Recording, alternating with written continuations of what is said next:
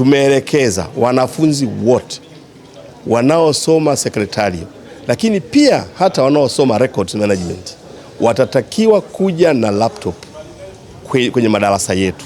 Sisi kama chuo tutakachokifanya, tutanunua software itakayowasaidia kufanya shughuli zote za typing kwa kutumia laptop zao, na hili ni takwa ambalo hatutaweza kukubali mwanafunzi yoyote kuja kuanza masomo pasipokuwa na laptop. Wazazi ni waombe sana wawasaidie wanafunzi hawa watoto wao ili kuwa na uweledi na competence ya kutosha katika shughuli za sekretari.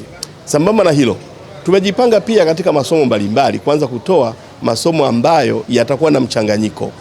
Yatakuwa na masomo ambayo utaingia darasani, lakini kuna kipindi tutayatoa kwa njia ya mtandao. Na tumejipanga pia utumiaji wa AI. Tufike mahala AI itumike, lakini itumike vizuri.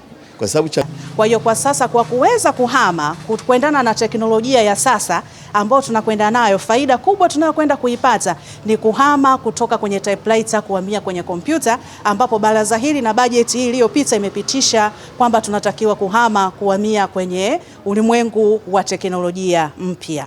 Lakini pia changamoto ilikuwa ni kubwa kwa sababu tulikuwa tunafundisha kwa kutumia typewriter, lakini tukifika maofisini walikuwa wameshaenda mbele kidogo au wameadvance wakawa wanatumia kompyuta. Kwa hiyo tulikuwa tunapata changamoto kidogo kwa kuwaelekeza wanafunzi wetu, wakifika ofisini inakuwa tena kompyuta kama vile ni mpya kwao. Kimsingi bajeti ambayo tumeipitisha leo imekuwa ni bajeti ambayo imekidhi mahitaji na matumaini ya sisi kama wajumbe, na kwa hakika ni bajeti ambayo imeendana kabisa na hali ya maendeleo ya sayansi na teknolojia ya sasa.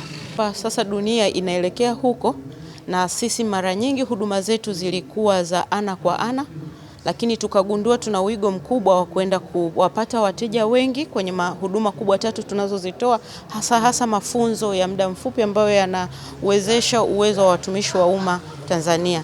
Hivyo basi tunaenda kuboresha ili kuwafikia wengi kwa njia rahisi na kwa gharama nafuu. Hiyo ndio faida kubwa ambayo tutaipata kwenye maboresho ya kiteknolojia.